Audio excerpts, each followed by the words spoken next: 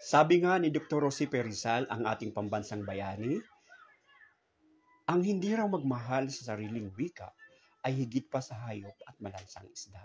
Ano po ang ibig sabihin ng ating pambansang bayani nang sabihin niya ang katagang iyon? Sa madaling salita, nais lamang niyang ipabatid na tayong mga Pilipino ay ang siyang unang dapat yumakap sa anumang wika na meron tayo sa ating bansa.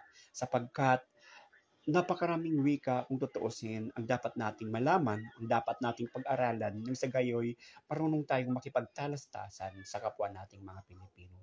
Subalit datapwat, ito po ang masakit na katotohanan, sa kabila ng napakaraming wika sa buong bansa, ay pinipili nating mahalin at pag-aralan ang wika ng mga dayuhan.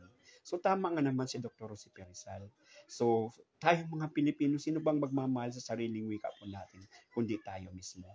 Ito ang pagkakakilanlan natin or identidad natin bilang mga Pilipino sa international community.